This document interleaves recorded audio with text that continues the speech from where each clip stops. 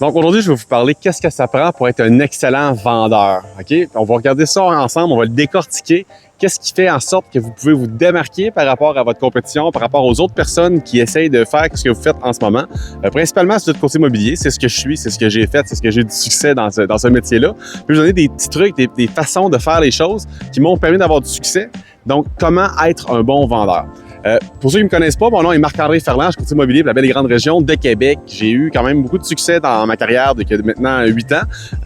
J'ai atteint des standards quand même assez élevés en immobilier. Aujourd'hui, je vais vous partager des astuces, des trucs, des stratégies qui pourraient vous aider à avoir du succès également.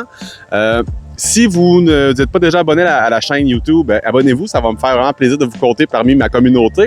Et puis, si vous aimez cette vidéo-là, n'hésitez pas à faire un petit thumbs up, un petit pouce là-dessus. Ça aide beaucoup l'algorithme et ça me motive à faire plus de contenu comme celui-ci.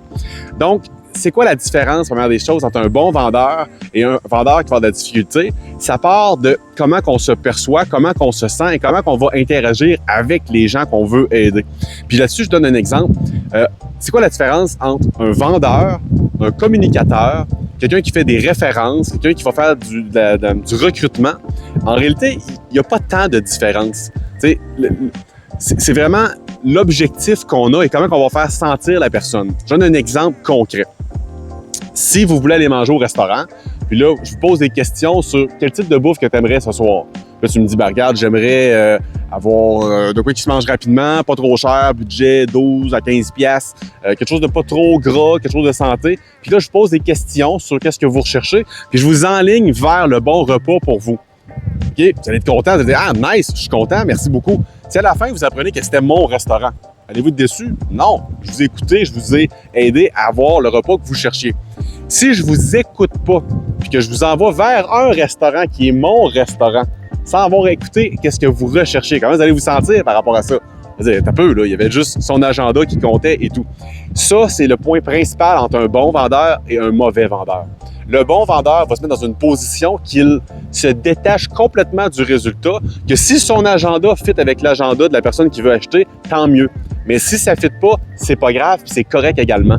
Il va se mettre dans une position qui va privilégier les intérêts de l'acheteur plutôt que de son propre intérêt. Et l'acheteur va le ressentir.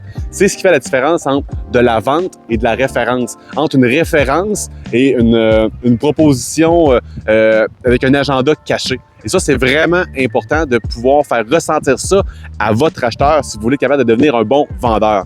Et surtout en immobilier, parce qu'une maison, ça ne se vend pas, ça s'achète.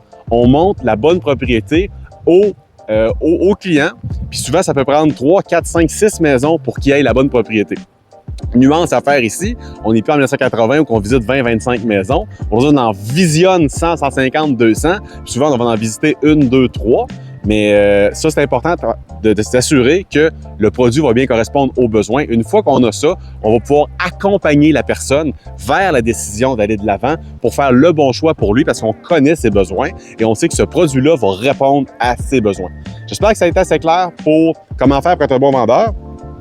Donc, n'hésitez pas, vous avez des questions, écrivez-moi en commentaire, je réponds à tout le monde qui m'écrit. N'hésitez pas aussi à partager cette vidéo-là à des gens qui pourraient avoir de l'intérêt à connaître un peu plus comment s'y prendre pour avoir du succès en affaires, en immobilier. Mon nom est Marc-André, merci beaucoup d'avoir été là.